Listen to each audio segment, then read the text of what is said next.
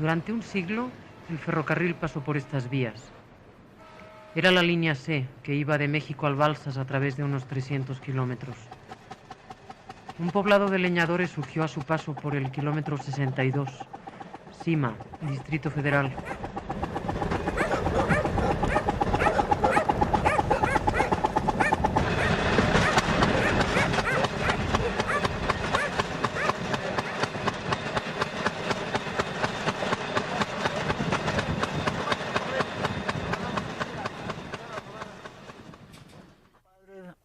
En 1920 yo nací en Fierro de Toro, Morelos, y de Fierro de Toro, Morelos, me trajeron mis padres, según ellos platicaban, de 1 año.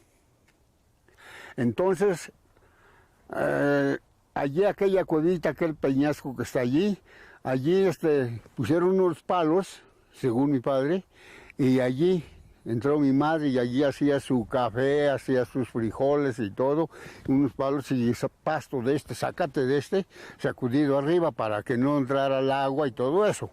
Y el agua veníamos a traerla aquí en un tal depósito aquí está una cisterna que traía ferrocarril. Y luego mi madre, cuando no había agua aquí, venían los trenes de vapor. Entonces pedían las mujeres, había una casita, por ahí habían otras, decía, señor, regáleme, mirando para arriba en el tren, señor, regáleme tantita agua, no tenemos agua. Agarraba, ya le abría la llave y ahí van todas corriendo con sus botes, así caminando. Y luego ya que llenaban todo, señor, ahora lo molesto, regáleme tantita agua caliente para bañarme.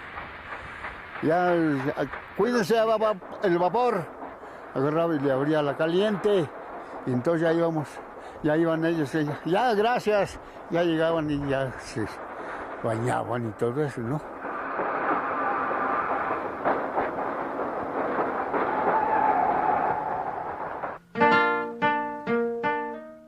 La falta de agua era un problema, por lo que el poblado fue abandonado en 1937. Quedó la estación telegráfica en un total aislamiento y resistiendo las inclemencias del tiempo a 3.000 metros de altura. Los telegrafistas iban y venían, nadie quería quedarse para atenderla. Salvador Núñez llegó como jefe de estación en 1972 y se quedó.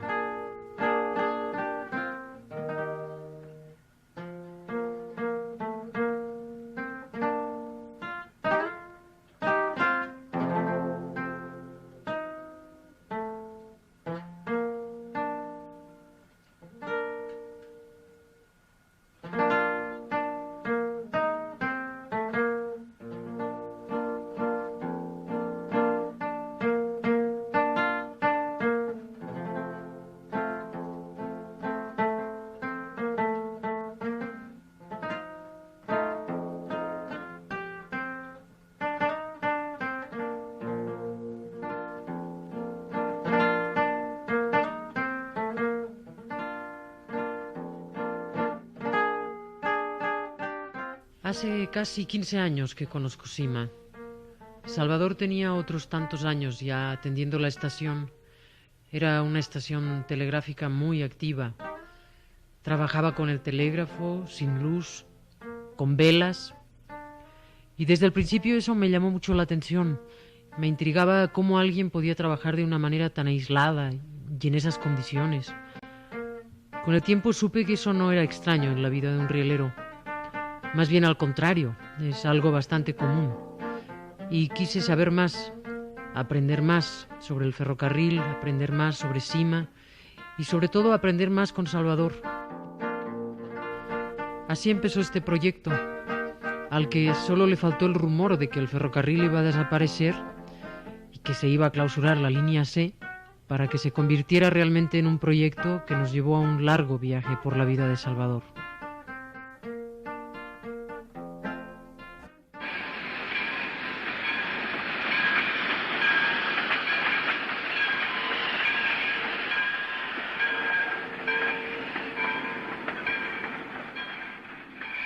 La primera vez que yo vi una máquina de vapor, y pues, francamente me dio miedo. Y en esa cosa nos vamos a ir a Saltillo. Sí, con lumbre y con vapor y tanto escándalo. Y mi mamá me sujetaba fuertemente de la mano. Ahorita vamos a Saltillo, es que tu abuelo va enfermo. ¿Quién me iba a decir que yo iba a vivir toda la vida junto a los trenes, a los durmientes y a los postes?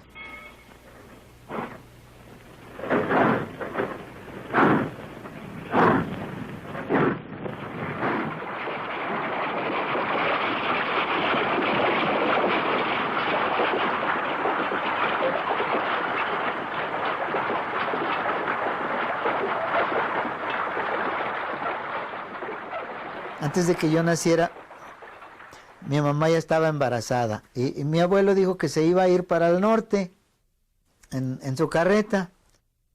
Y como mi mamá ya no estaba viviendo bien con mi papá, pues entonces se separaron y mi mamá decidió irse con mi abuelo. Y fueron así a parar hasta General Cepeda. Todo en la carreta. Todas las chivas arriba de la carreta y vámonos de Vanegas. Mi abuelo, al llegar allí a General Cepeda, se dedicó a comerciante. Ya parece que veo aquí a mi abuelo con su chirrión. ¡Árale! ¡Arre! Y tronaba el chirrión, pero en el caballo de adelante.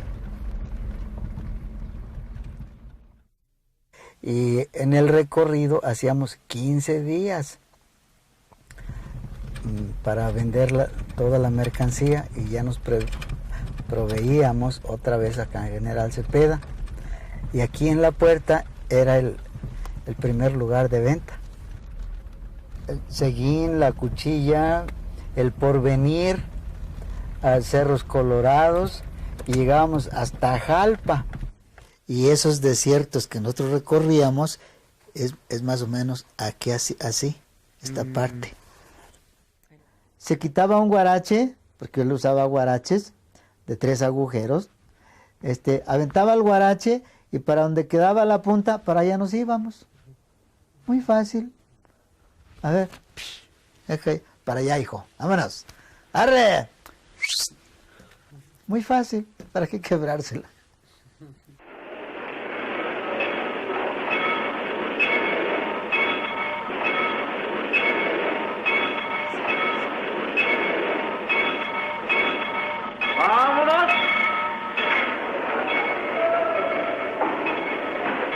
En este lugar pasaba una vía que venía de Torreón hasta Saltillo. Así pasó el tiempo y yo regresé aquí en 1954 ya como jefe de estación.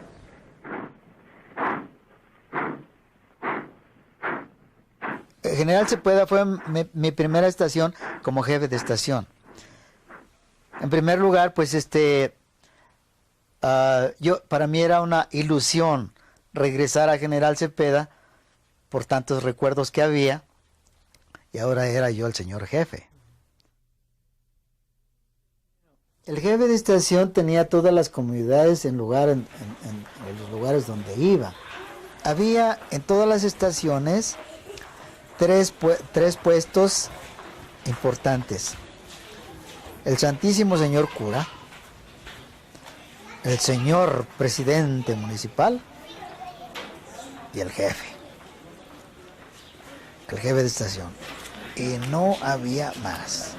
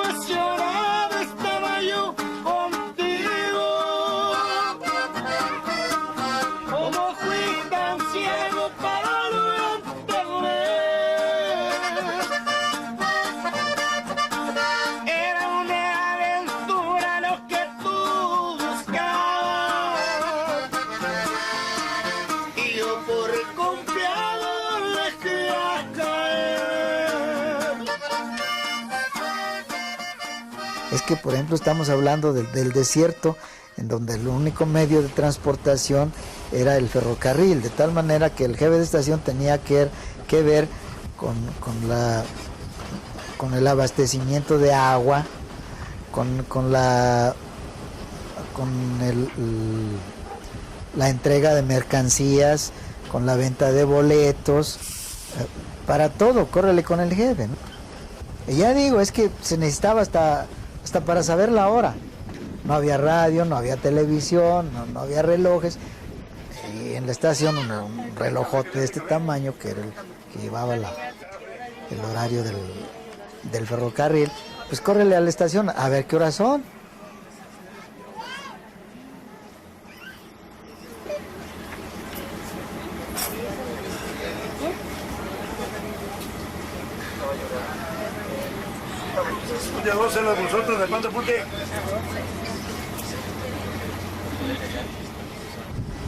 Muchas veces no se sabía cómo se llamaba esa persona. Su nombre era jefe.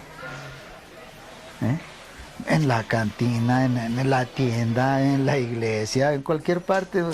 Jefe, ¿cómo está? Buenas tardes, jefe. Adiós, jefe. Adiós. ¿Cómo se llama? ¿Quién sabe? Es el jefe.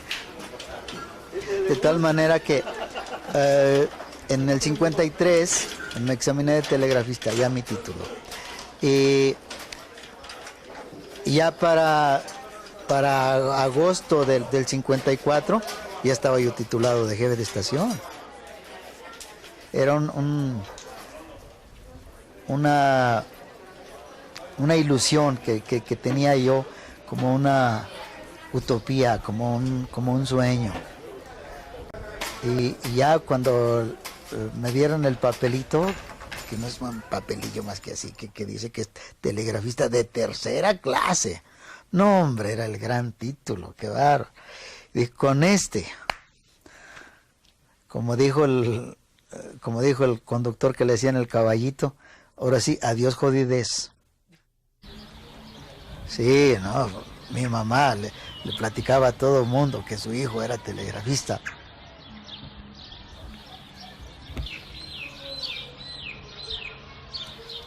Cuando mi mamá vivía en Vanegas, estoy hablando ahí por el 1926, 27, era maestra. Deben haberse ido como en el 30 o el 31 hasta General Cepeda. Mi abuelo le enseñó a leer y a escribir y matemáticas, o sea, él siempre se preocupó por la educación, o sea, que aprendieran a leer. El que sabía leer le enseñaba a los que no sabían leer, y es como el que sabía leer se convertía en maestro, sin más trámites. Después de eso, mi mamá se fue a trabajar a un lugar que se llama Jazminal, cerca de la Cuchilla, que está frente a Macuyú, a partir de General Cepeda, y continuando había un lugar que se llamaba Seguín. Allí fue a dar mi mamá como maestra a ese Jazminal, y mi padrastro era uno de los alumnos. Entonces, como vio que mi mamá enseñaba muy bien, pues se quedó con ella, ¿verdad? La escuela era un carro campamento de ferrocarriles. Y entonces, como estaban construyendo estas casas, mi padrastro, que todavía no lo era, entonces mi mamá era maestra de la cuadrilla.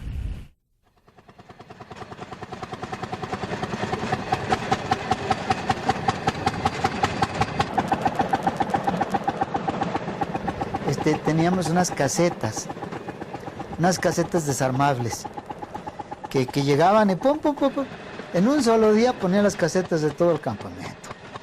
O sea, toda la cuadrilla se dedicaba, tú sujétale y amárrale y esto y el otro. Eran de 2 techos, o sea, de 2 aguas, y en medio tenían lo que lo que ellos nombraban un caballete.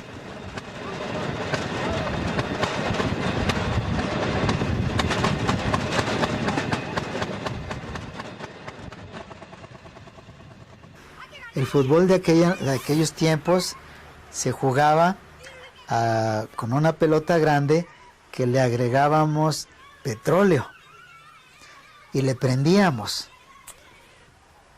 Y en esa forma es como sabíamos en dónde andaba la pelota, en la noche. Y el tiempo se acababa cuando se acababa la pelota.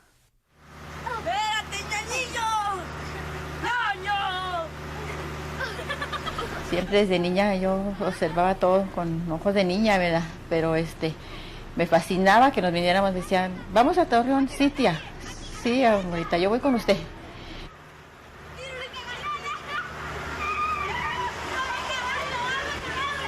Ya vamos a llegar a Parras y yo me imaginaba inmediatamente las personas que se subían un poco mejor vestidas que las demás ranchitos, porque estaban muy áridos, pues Coahuila es una zona muy árida.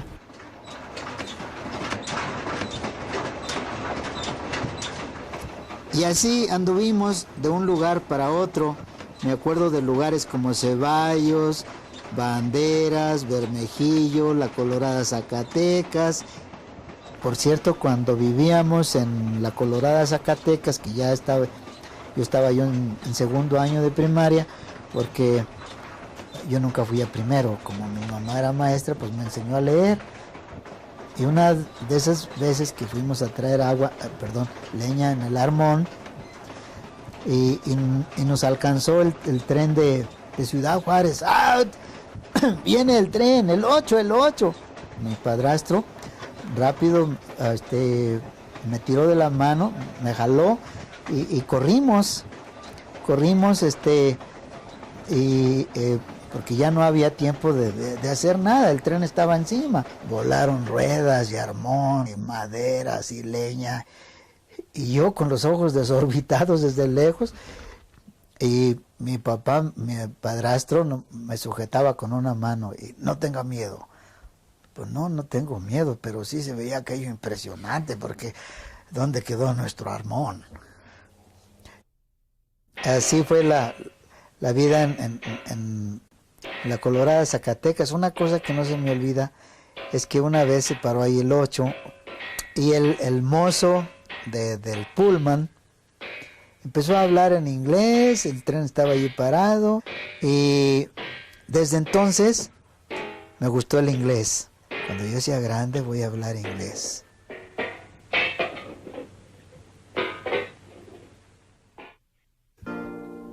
Well, ladies and gentlemen, this is a song about a wetback in the United States of America, you know. It goes something like this. Oh, dice...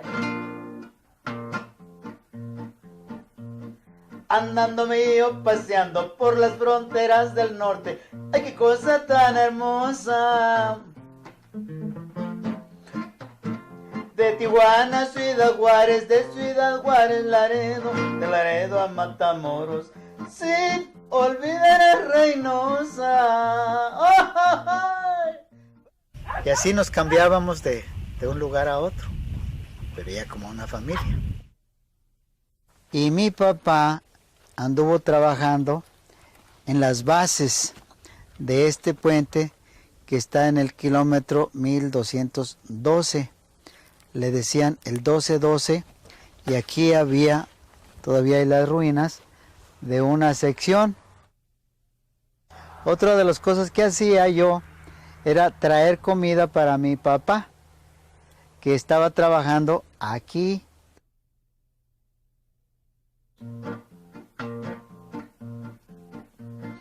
Antes iba al otro lado, escondido de la gente, pues pasaba de mojado. Ahora tengo mis papeles, ya estoy dentro de la ley, como whisky o mi tequila, en medio del Gaue.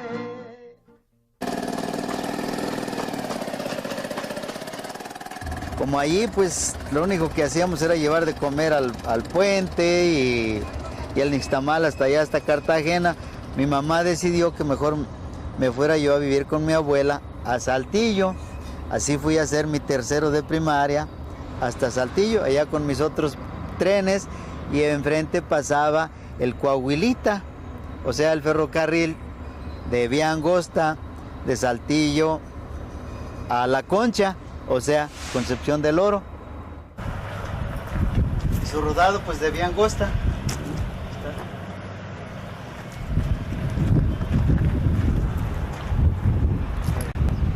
En muy buen estado, porque era de puro fierro.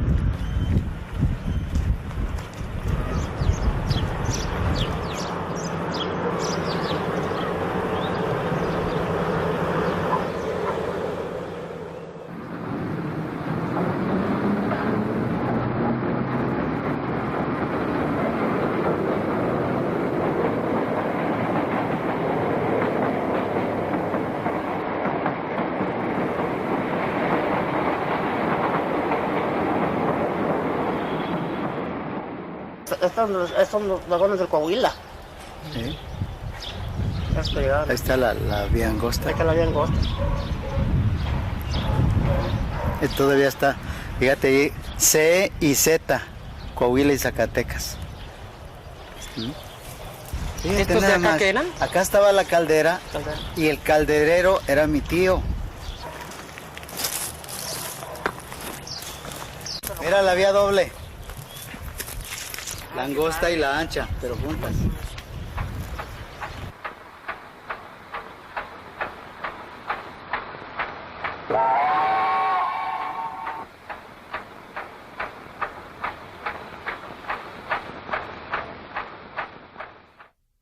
Esta era una fragua, entonces arreglaban desde herramientas como picos, por ejemplo, para cambiar durmientes.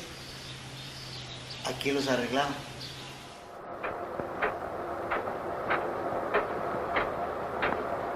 Aquí llevaban las cervezas que luego iba vendiendo el agente de publicaciones, con unos caramelos grandotes que eran de rayas alrededor. Qué maravilla. Sí, es un refrigerador. Sodas, hay sodas heladas. Entonces se sacaban de aquí y se llevaban de aquí en esta para repartir.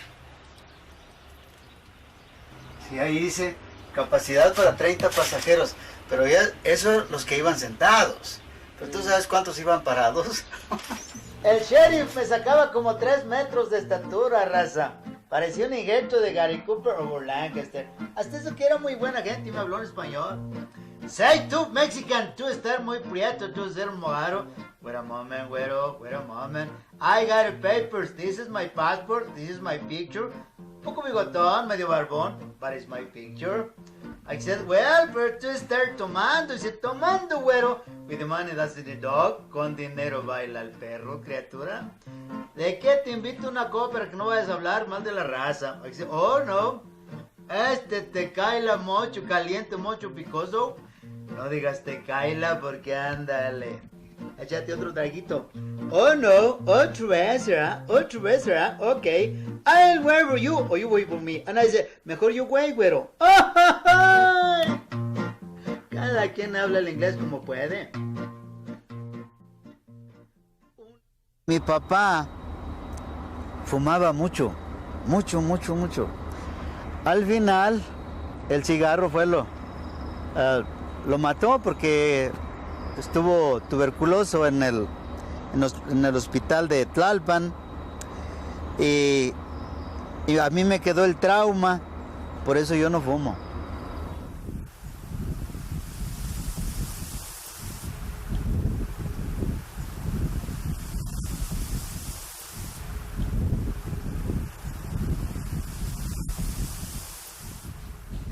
Así que fueron muchos empleos dentro de ferrocarriles, ¿no? Fui carpintero, fui albañil, fui mensajero. O sea, trabajaba uno en lo que se pudiera, ¿no? Pero todo dentro de ferrocarriles. Siempre ha sucedido así. Siempre he trabajado y estudiado en una forma simultánea. Entonces, en una forma simultánea. Yo era chícharo y al mismo tiempo yo era trabajador de ferrocarriles, o sea, aparecía en la lista de raya como ayudante de carpintero o como ayudante de albañil. O sea, yo estaba a las órdenes del mayordomo desde las 7 hasta las 3, pero a las 3 yo dejaba de ser carpintero y ahora era chícharo en la estación, allí mismo. Uno tenía que buscar la forma de ganar dinero por otra parte. Por otra parte quiere decir, por ejemplo, vendiendo las etiquetas para los bultos. Cortaba uno las etiquetas y luego escribía remitente, consignatario, destino, el número de bultos y el peso total de la remesa. Luego con un hilito se amarraba a cada bulto. Ese era trabajo del chícharo y ese ya era como el chícharo ganaba dinero. A mi compadre lo conocí desde que estuvimos muy chicos de edad. Estábamos de chicharitos en los telégrafos de Ferrocarriles Nacionales de México. Nos conocimos en Gómez Palacio, Durango. Entonces, ya de ahí nació la amistad que tuvimos. Como nos íbamos a estudiar, chicharear ahí en el telégrafo. Y a veces escaseaba. Y pues los trenistas nos conocían muy bien, de tal manera que viajábamos en el cabús, comíamos con ellos y ya me decían compa. Ay, cuando me decían compa, pues, yo me sentía muy ancho porque compa era de compañero, ¿verdad? El primero en salir, o sea, a otra estación, fui yo, aquí a Conejos. Luego pues ya nos hablaba el jefe de Yermo, el jefe de Zabalza, y así fui a dar también de jefe a Corralitos, pero la verdad es que era yo chícharo. Pues tuviste mucho en Corralitos, ¿no? Sí, ahí estuve yo en Corralitos. Sí, porque te levantábamos a medianoche para que nos dieras órdenes, que andábamos doblando. Pues yo soy lastra, hombre, que estaba muy delgadito. Pues sí. Pues pesaba 50 kilos, ahorita da pedo 76. En este lugar caen muchos meteoritos de diferentes tamaños. Hay unos chiquitos que parecen canicas, parecen piedra, pero están negros y son muy pesados.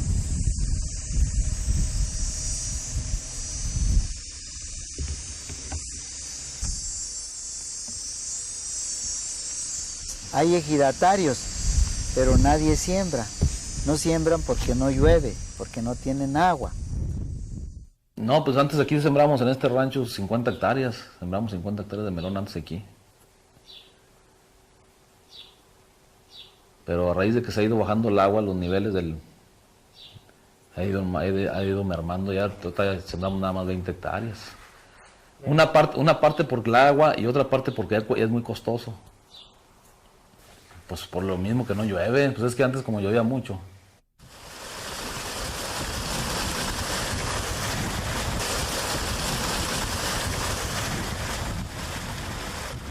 Y aquí pues la agricultura se ha puesto muy difícil. Aquí ya para poder sembrar uno, pues necesita uno tuvo la necesidad uno de tecnificarse más uno. Por lo mismo que se empezaron a batir los pozos.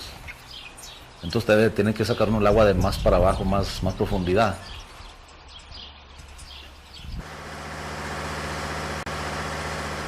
El tren formó los pueblos y al desaparecer el tren, también desaparecieron los pueblos. Todo era vía tren, vía telégrafo, vía jefe de estación. No había carretera, no había autopista como lo hay hoy.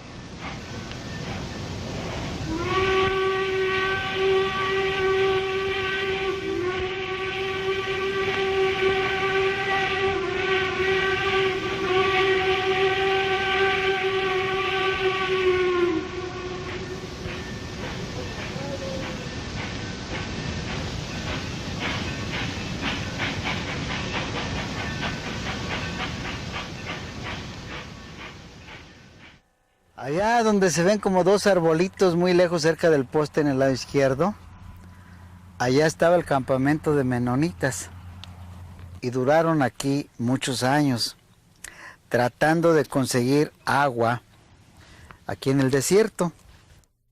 Y fue muy poquito, casi nada, lo que yo aprendí del idioma de ellos porque nunca me quisieron enseñar. Sin embargo, fue en esa forma como tuve yo aquí mi primer amor, o sea, una muchacha menonita. Ella se sentaba en la mesa del telégrafo, Margarita, y yo le cantaba: se llevó mi polla al gavilán pollero, la pollita que más quiero. Me gustaba la guitarra y el telégrafo. Luego le pregunté a mi mamá, bueno, ¿qué estudio? ¿La guitarra o el telégrafo? No, pues mejor telégrafo, más seguro. Y aquí fue en donde el jefe Salvador Rodríguez, cuando me vio muy decidido que yo me iba a ir en bicicleta hasta México, para examinarme de telegrafista, me regaló el pasaje.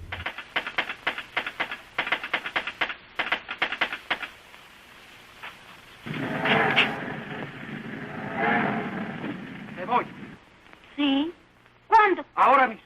Y en un tren que no para nunca. ¿Boletos? Boletos, señora. ¿Los boletos, Hermenegildo?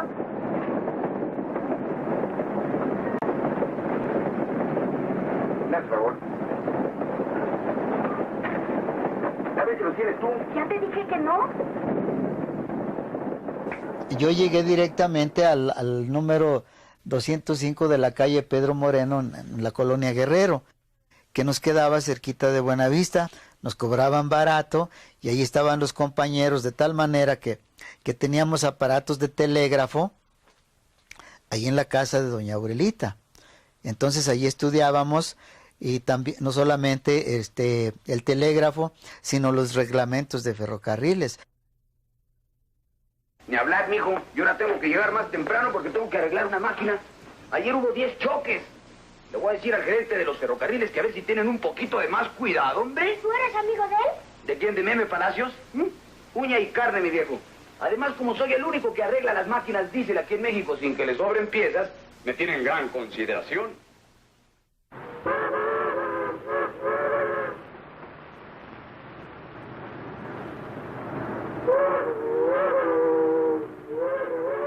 Entonces había que trabajar, porque si hay un grupo de telegrafistas, de ese grupo, el que trabaje primero queda arriba de los demás en el escalafón. O sea, yo salí en la tarde, me dan mi certificado, y a las 01 ya estaba yo trabajando en Tula.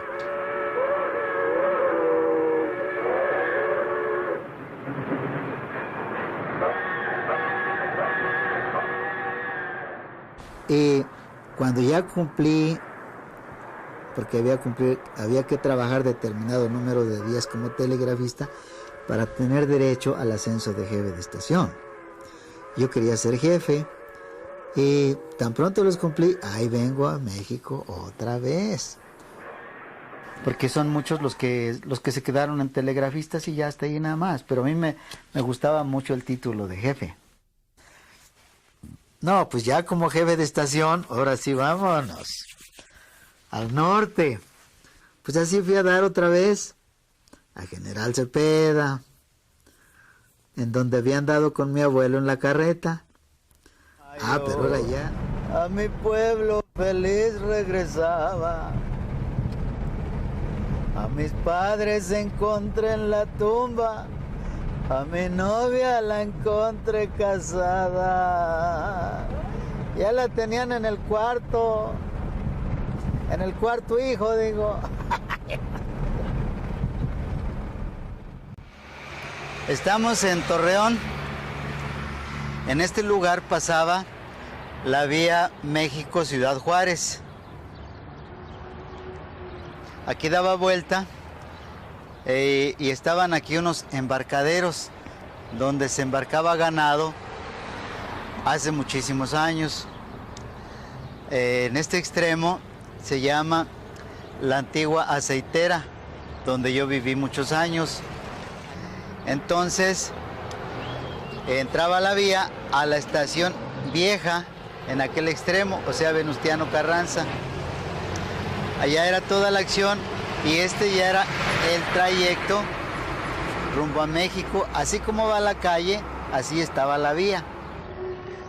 Esta se llamaba Antigua Aceitera precisamente porque era patio de ferrocarriles.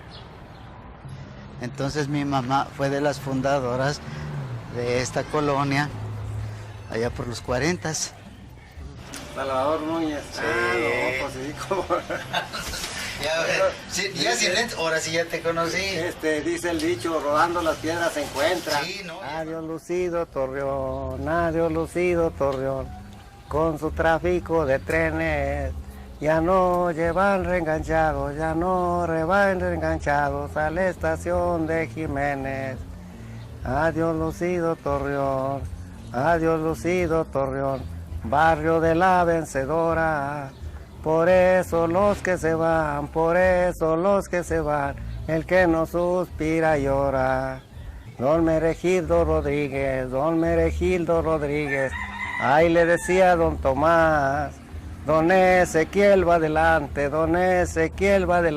nosotros vamos atrás. Motorcito volador, que corre sobre ese riel, que el que tiraba la vía, se llama don Ezequiel. Y de todos los que jubilaron, la mayoría ya se murieron. Se acaba de morir. Quedan nomás los aferrados que estamos aquí con él. Pero porque esta cosa nos ha dejado... Mi tía tiene una tienda grandota y les lleva a todos los ferrocarrileros. Usted si pregunta por Paulita Hernández, así que todos los ferrocarrileros, sí, ella tenía su tienda y nos fiaba a todos. Y luego ella tenía un librote así grandote y le decía a mi hermana Elida, hija, sácame las cuentas, porque van a venir los señores a pagarnos.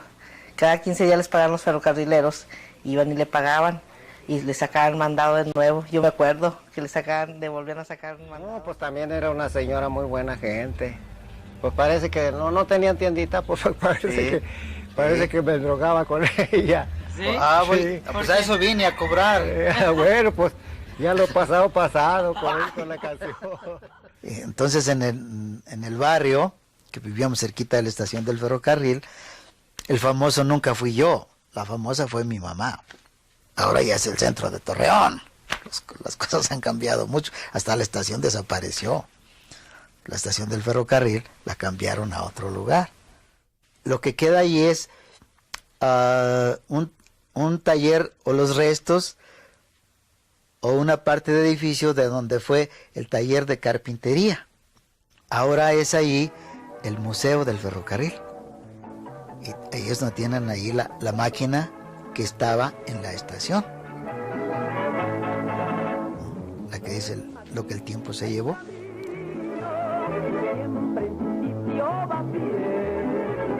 Cuando la locomotora está caminando en el riel, toditos los garroteros y fongoneros también llevan en riesgo su vida entre la rueda del tren.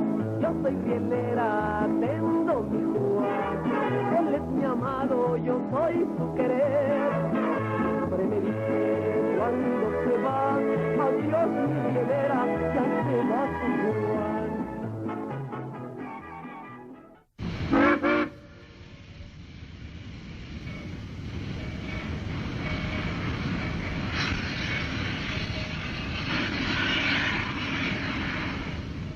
Recibieron 48 boleros, era mucho gusto, ¿no? Era la autorización para recibir la nueva estación. 48 boleros, estación fulana. Ya, ahí estaba dicho todo. No había que agregar nada. Quería decir, me voy a la estación y la recibo, ¿no?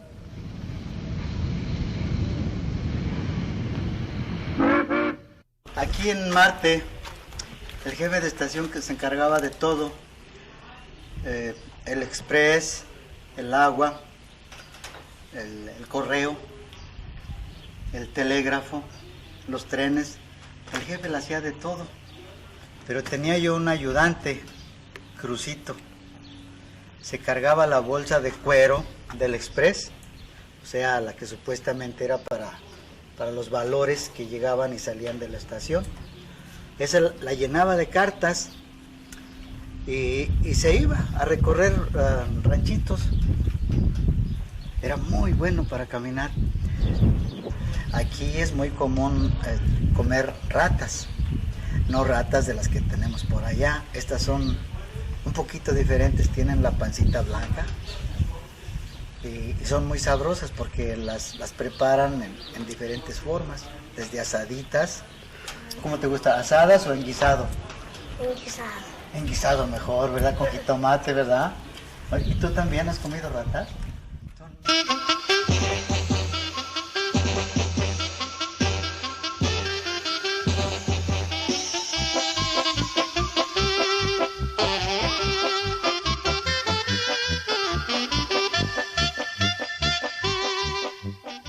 Entonces, pues yo estaba tan gustoso de que, como había estado aquí en la primaria, ahora ya estaba de jefe.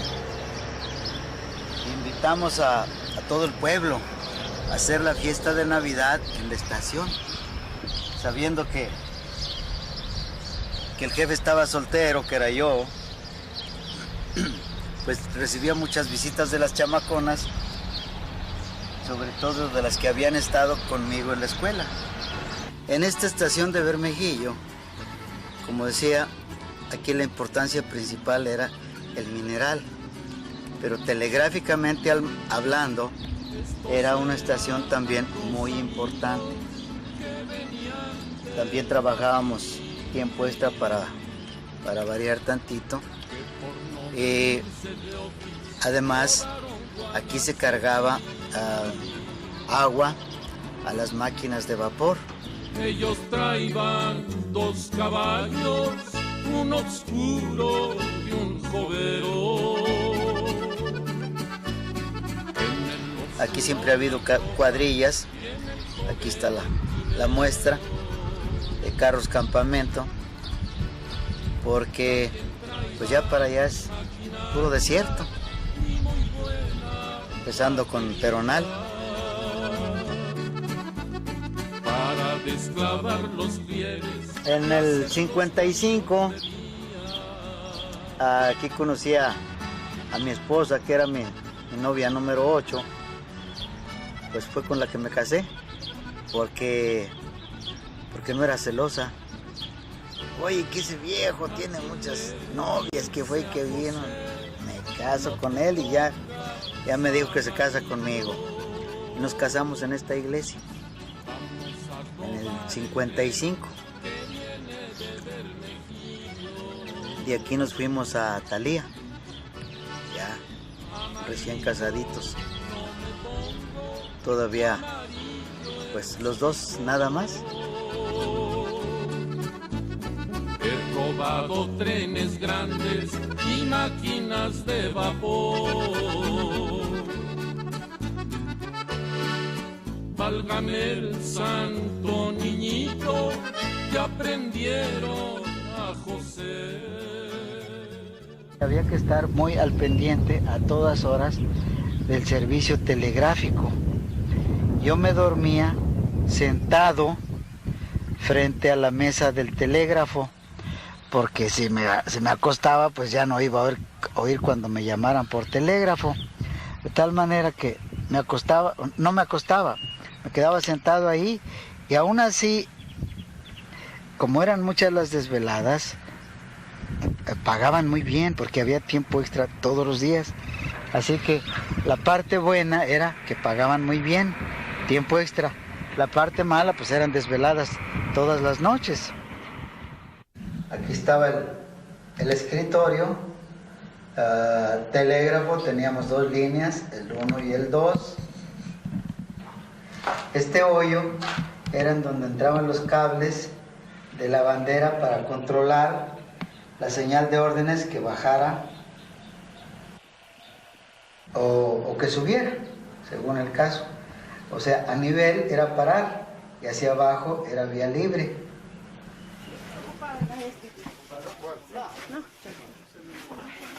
Estuvimos también en Río Escondido. Lo que sucedió es que ya estaba esperando mi esposa a Ernesto y se vino a aliviar a Torreón para que la cuidara mi mamá. Entonces me quedé yo solo allá y fue cuando salió embarazada María Luisa de Lorenzo. Así tengo un hijo en Texas. Entonces de ahí yo me fui a Espinazo y entonces ya llegó mi esposa, pero ya con Ernesto, chiquitito.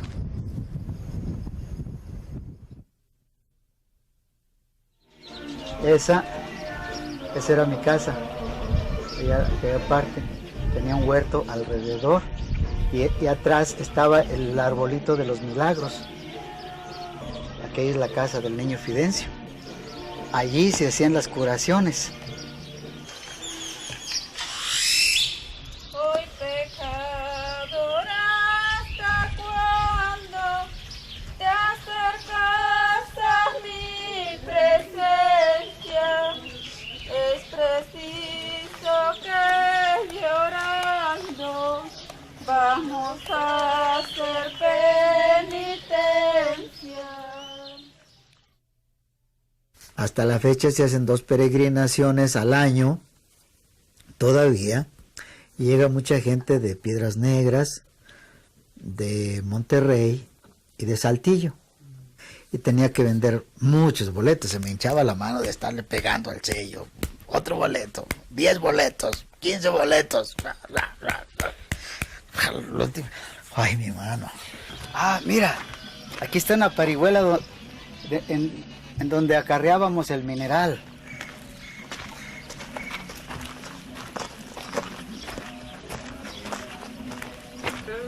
A ver, agárrate, Lourdes. No, licenciado, para allá. Eso. Aquí acarreábamos el mineral. Estas son encarriladoras. Se ponían junto a la vía. Por aquí subía la rueda, ya quedaba a la altura del riel, ya quedaba encarrilado. Aquí pasó su primera niñez Ernesto. ¿Te acuerdas donde está parado haciendo el motorcito? Sí. Ándale, aquí enfrente es. De Espinazo me fui a Riata. Entonces, mi esposa se fue a Torreón para aliviarse de Rocío. Y entonces es cuando la hija del mayordomo se robó solita y me llegó en el tren a Riata. Entonces ya me relevan de la división Golfo y vengo otra vez a la división Torreón. Y ahí voy a Thalía otra vez, ya con hijos. Y estaba Ernesto, Rocío, Lucero y Lucha. Salvador todavía no llegaba. Salvador nació en Nazareno. Juraste que me querías poniendo tu mano en el corazón. Dulces promesas de amor me llenaron de ilusión. Cuando más seguro estaba, me diste en el alma el golpe traidor. Por lo que hiciste conmigo, tendrás su castigo, lo juro por Dios. En este lugar existía el andén de lo que fue la estación de Nazareno. Aquí pertenece al estado de Durango. Y aquí estaba la estación. Cuando el Vallejazo vinieron en un motor unos soldados, me sacaron a culatazos de aquí y me llevaron a encerrar a Torreón. Duramos 4 meses y medio fuera de servicio. Entonces, cuando ya vimos ya que estaba normalizado todo, ¿verdad? Nos fuimos a presentar con el superintendente, el señor de la Vega. Pues igual, nos dice, no, muchachos, ustedes servicios hacen un llamado y nunca se presentaron. Nunca se presentaban a trabajar, que quedaron completamente instituidos. Ya ni se han parado. Entonces ya pues que tendríamos que ir a México para allá a ver allá era donde nos podían reinstalar. Y nos fuimos hasta México. Se llevó a cabo el paro general de labores en Ferrocarriles Nacionales de México y duró hasta el 28 de marzo, cuando el gobierno, con sus fuerzas represivas, que aunque cuenta siempre y toda la vida, invadió ferrocarriles del ejército mexicano. No recuerdo cuántos elementos hayan sido, pero invadió por completo. Encarceló a más de 5,000 dirigentes ferrocarrileros en el país y despidió a más de 15,000 trabajadores que sobresalían en el movimiento de su trabajo. Las demandas de los trabajadores ferrocarrileros en aquel entonces era aumento general de salarios, democracia sindical, médico y medicina para los trabajadores y sus familias, pago de ahorro y aguinaldo, tal como lo establece la Ley Federal del Trabajo en su artículo 123, y muchas otras cosas, pero principalmente la lucha nuestra era democracia sindical. ¡Compañeros! ¡Hay que depurar al sindicato, compañeros! compañeros! ¡Que no se escape la guerra! Instalé un sonido en un carro ahí frente a la estación, donde estaba la estación vieja, y me puse a hablar. Y veía yo, pues, que todo normal, faltando unos minutos para las 12 estaba normal. Pero pasó una máquina de patio, se estacionó en una vía destinada al descanso, pues, de las máquinas de patio, y ahí se paró. Pasó otra y se paró. Salieron los compañeros telegrafistas, que a ellos les debemos la fuerza. Toda la fuerza de ese movimiento fue por ellos, porque estábamos al tanto por el sistema Morse del telégrafo. Salieron los compañeros gritando de gusto, y ya no se oye México, y ya no se oye Monterrey, y ya no contesta Durango. Y se acabó el telégrafo, y se pararon los ferrocarriles. Pues, excuso decirles, fue tremendo. Una cosa que nunca se vio. Nunca se había visto.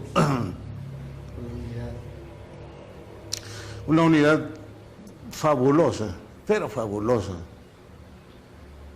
Y fueron los compañeros de alambre los que nos cohesionaron, nos tenían al tanto. Cuando el movimiento, pues, como decíamos, todos jalamos parejo, de tal manera que no había nadie trabajando. Paramos los trenes en toda la República, y así fue como se nos acusó de comunistas, vallejistas, y ataques a las vías de comunicación y algunos otros istas.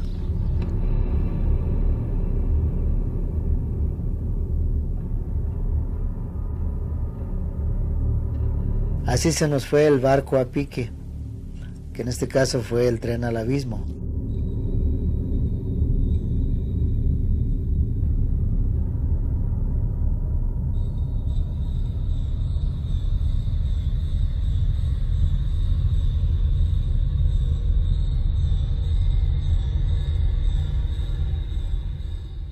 Y a lo que nos dedicamos es a conseguir material didáctico para enseñar a leer a los presos, principalmente Enrique Ochoa y yo.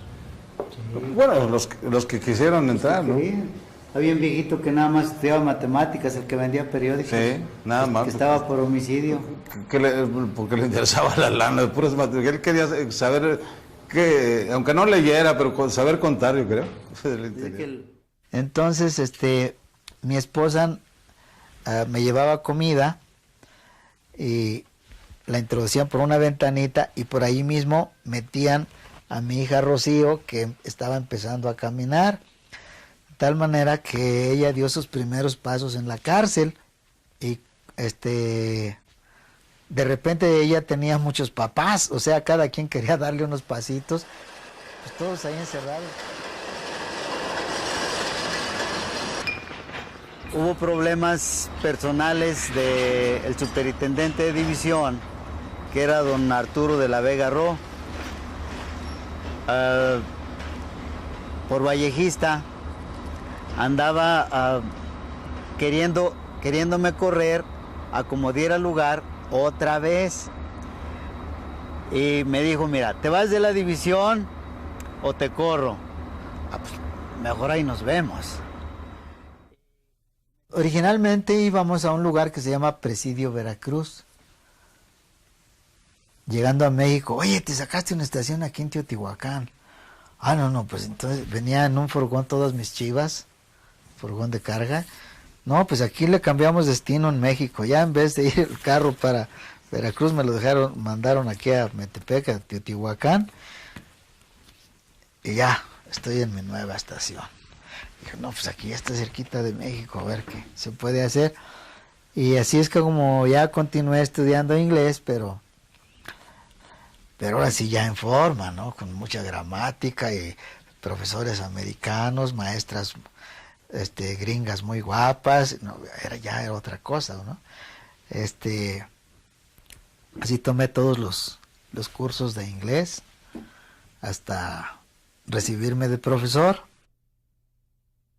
Le gustó muchísimo y después empezó a relacionarse mucho con americanos, principalmente con arqueólogos, que iban a hacer estudios ahí a San Juan Teotihuacán, o de hecho las pirámides de Teotihuacán, pero ellos radicaban o vivían en San Juan Teotihuacán, era su centro de operaciones. Entonces mi papá era como traductor de estos arqueólogos, pues que la mayoría de ellos no sabían nada de español. Entonces les ayudaba en sus escritos, manuscritos, en sus tesis, porque se hicieron muchos libros. Total que mi papá pues le gustó tanto el inglés que dijo, bueno, pues ahora me voy a perfeccionar, y empezó a estudiar en el colegio, en el Instituto Mexicano Norteamericano de Relaciones Culturales, que está... El jefe de estación siempre buscaba a qué otra actividad dedicarse a cada lugar donde llegaba. Existía aquí una necesidad imperiosa de inglés, porque venía mucho turismo. Había únicamente 7 puestecitos en donde está ahora el jardín, junto a la Pirámide del Sol. De tal manera que así empezó mi carrera de profesor de inglés. Es decir, yo impartía clases a principiantes y yo estudiaba en México, y en esa forma también inicié mis clases como profesor de español con extranjeros. Yo les ayudaba con su español, ellos me ayudaban con mi inglés y les traducía yo sus tesis de arqueología y antropología. En esa forma había práctica diaria y con el tiempo pues ya obtuve yo mis papeles como profesor. Era yo más famoso como profesor en Teotihuacán que como jefe de estación acá en Metepec.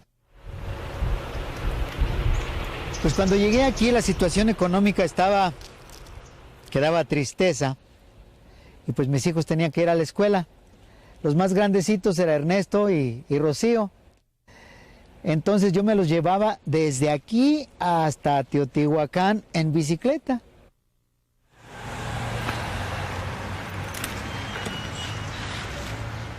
Resulta que yo estando muy pequeño, me tocaba ir a los tianguis, y resulta que los vendedores pues no se daban a entender con los extranjeros.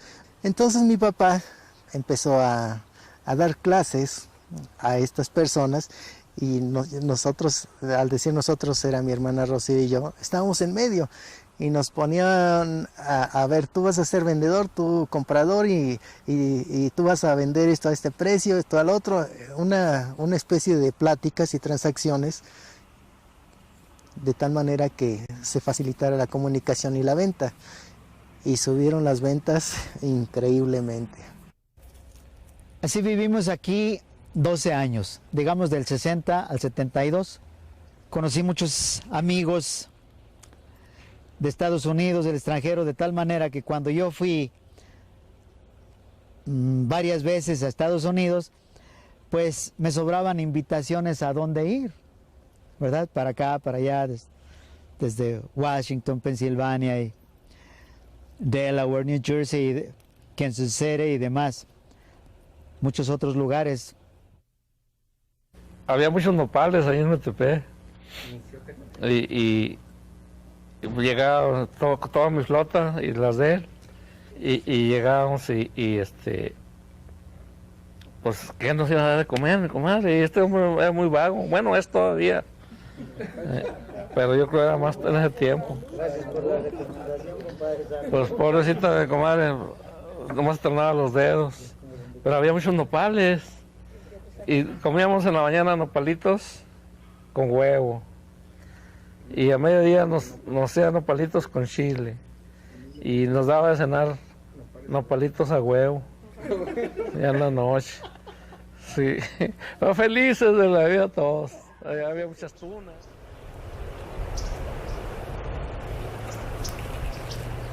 Asaltamos aquí, entre comillas, el tren varias veces. Así empecé a relacionarme también con gente de cine. Filmamos con México Insurgente, con Claudio Obregón, que la hizo de John Reed. Mi hija Lucha también participó en México Insurgente. Era soldadera, la esposa de un peón de vía. Supuestamente era la mamá de mi hija en la película.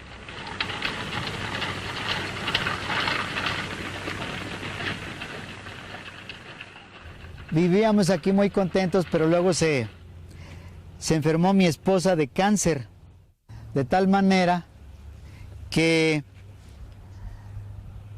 la internaron en el Hospital Colonia en México.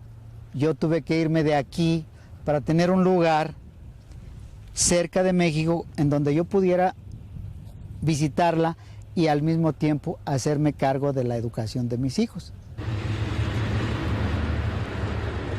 Esa fue la razón por la que fui a dar yo originalmente a CIMA.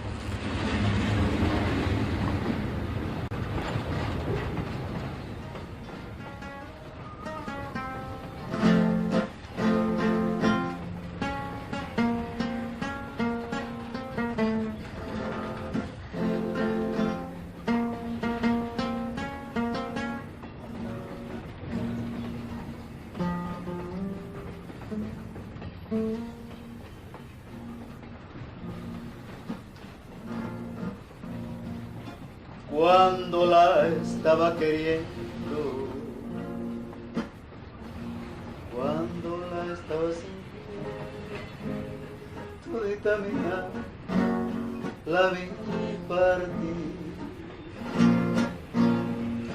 Me juró que regresaba, pero todo era mentira, porque ya su alma no era de mí.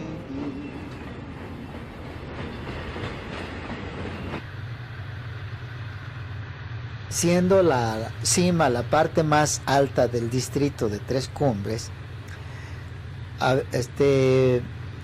los trenes subían la pendiente Gobernadora, que es como le llamamos nosotros, hasta la cima.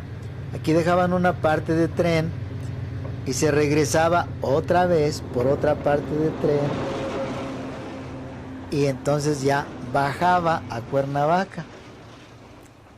de tal manera que telegráficamente hablando, esta oficina era la más importante del distrito por los encuentros, y el tráfico en trenes era muy intenso. En el 75 dejó de funcionar el tren de pasajeros y continuaron nada más trenes de carga. Entonces era necesario, muy necesario, el servicio telegráfico. Es más, además del telégrafo colocaron el radio. Y había veces que era más funcional el telégrafo que el radio, por eso nunca lo quitaban, aun cuando hubiera radio.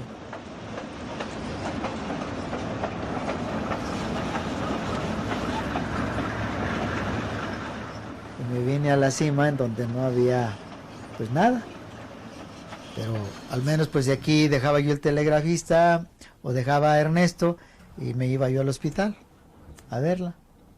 Y mis hijos, pues muchos domingos se iban a jugar a los patios del hospital. En la noche. Allí falleció en el Hospital Colonia, en el Hospital de Ferrocarriles. Nos miramos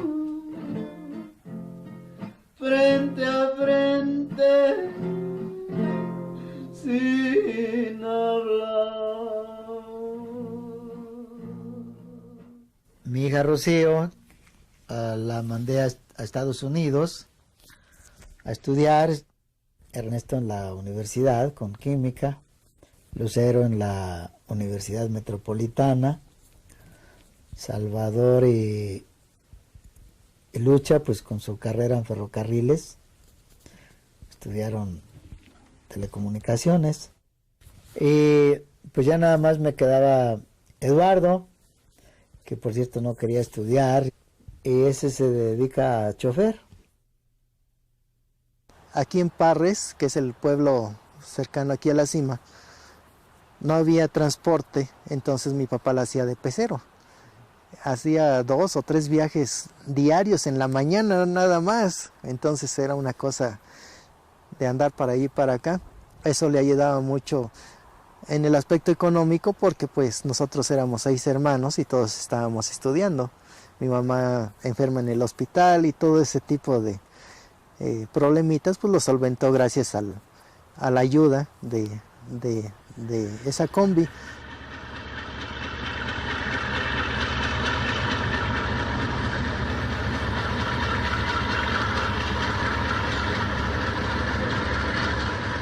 En 1980 visité el museo de Pittsburgh, ahí en Pensilvania, y en el museo me encontré los aparatos de telégrafo. Digo, alabado sea el Señor, pues si con esos estoy trabajando yo todavía en México.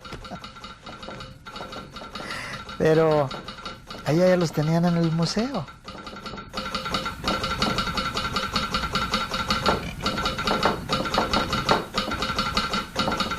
Quiero parar un tren con esta palanca. Ahí está hacia arriba, allá sube el semáforo que queda en posición de parar. Y así no puede pasar ningún tren sin autorización mía. Así que todo esto va a desaparecer, incluyendo el cabuz que sirve de oficina.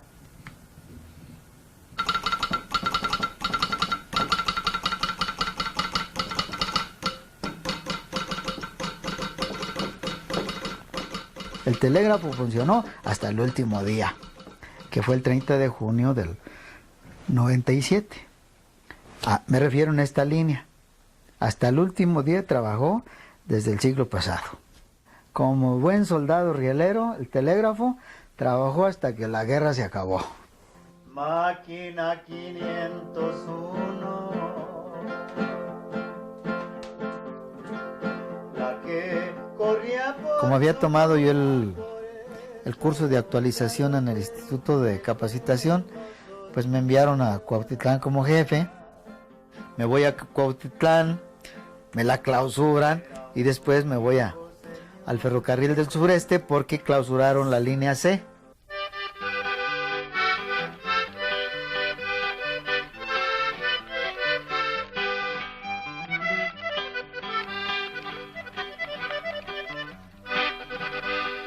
tren de la línea C en julio fue suprimido. Entonces me fui de jefe de estación a donde sí había trenes y me tocaron, me fui al ferrocarril del sureste y así fui a dar a Tepeaca a documentar cemento. Como alas entre los montes volaba su resonar y el pac-pac sobre las llantas sonaba de par en par. Oxidada entre la hierba se quedó la vía del tren. Sobre los rieles hay flores como una tumba se ve. Estación de Cuernavaca, edificio centenario, reciente emporio rielero, hoy sórdido vecindario.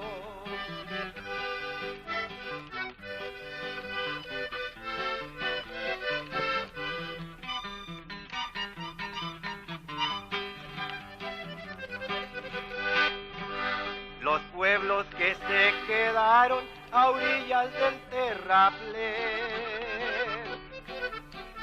tendrán que mascar los rieles y los durmientes también. Ganaba 1 centavo el pobre yendo a la Cusco en el tren a juntar frutos silvestres vendiéndolos mal que bien. Cada carro va pesado. ¿Cuántas toneladas lleva de cemento? Por lo menos 63, los carros chicos 63 toneladas, pero ya los carros grandes llevan más de 70, 75, 78. O sea, me enviaron a Tepeaca, me jubilaron sin avisarme y ya se quedó todo en trámites. En Tepeaca nada más 3 meses, pero fue muy significativo porque fue mi última estación. En Cuautitlán pues también como otros 4 meses por ahí. Allá me la clausuraron y acá me jubilaron y acá me quitaron la vía, así que pues ahora sí ahí nos vemos, ¿no? Vamos a sembrar habas y a enseñar inglés. Cacho menos. Ya con que libre arriba, ya.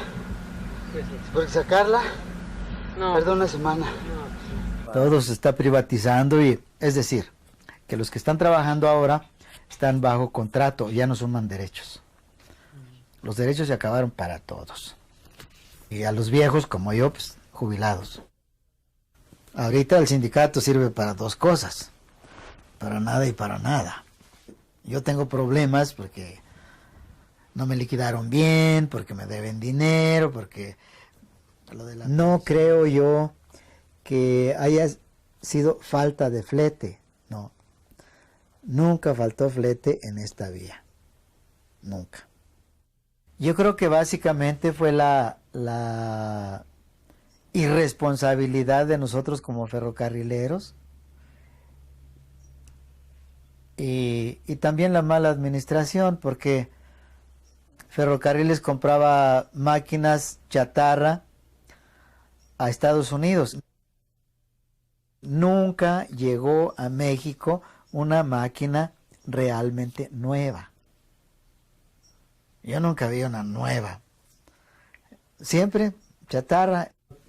Por ejemplo, una vez vinieron oficiales del ferrocarril y trajeron a la prensa.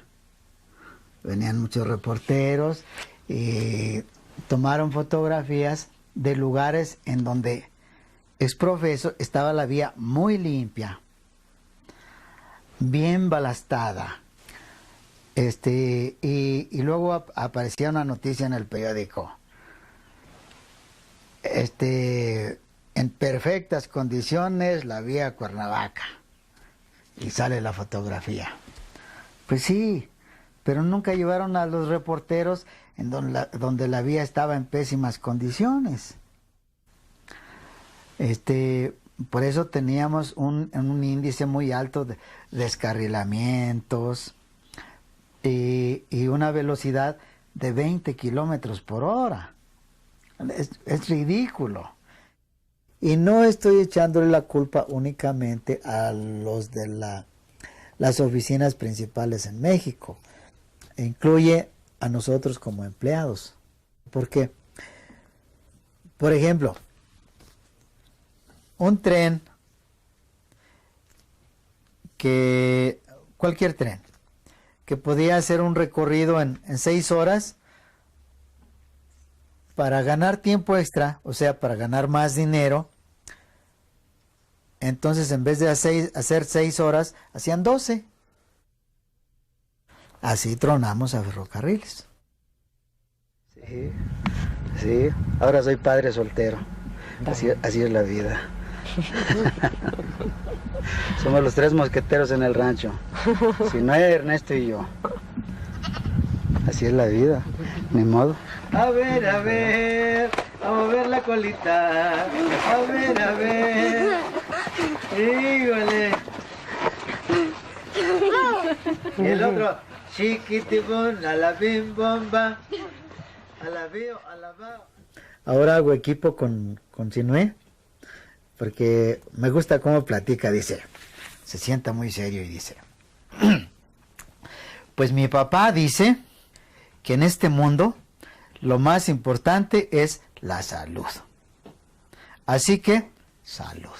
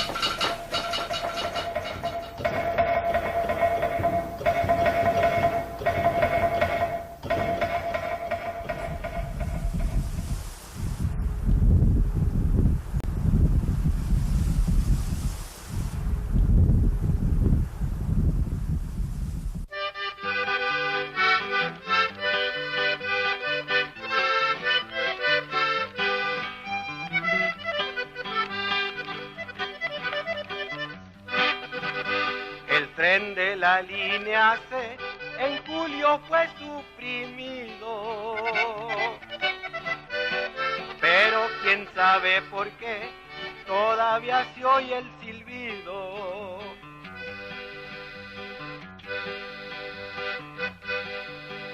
Como alas entre los montes volaba su resonar, y el pac-pac sobre las llantas sonaba de par en par. Oxidada entre la hierba se quedó la vía del tren. Sobre los rieles hay flores como una tumba se ve.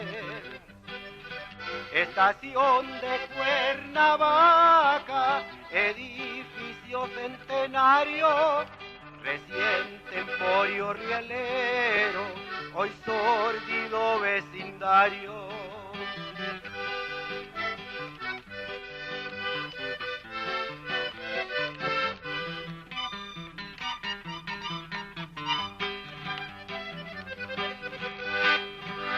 Los pueblos que se quedaron a orillas del terraplén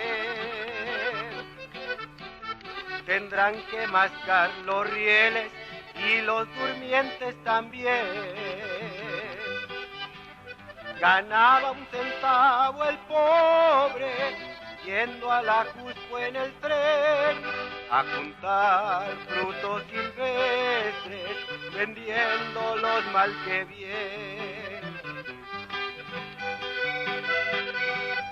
No han levantado la vía por lo que hemos protestado. Lo harán a las callanditas cuando crean que se ha olvidado. Por la autopista regresa esta ambición mercantil, subsidios y concesiones, igual que al ferrocarril.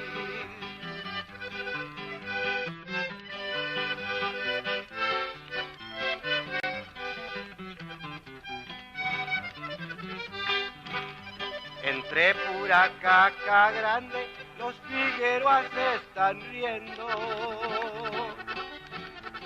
Matan al ferrocarril y sus camiones corriendo. Tendrán millares de carros que corren a más de 100, pero entre todos no arrastran todo lo que carga el tren. No vimos hacerse viejos a los convoyes aquí. Ya los trajeron usados, siempre los compran así. Los esfuerzos que se hicieron en la industria nacional por tranzas y burocracias también acabaron mal.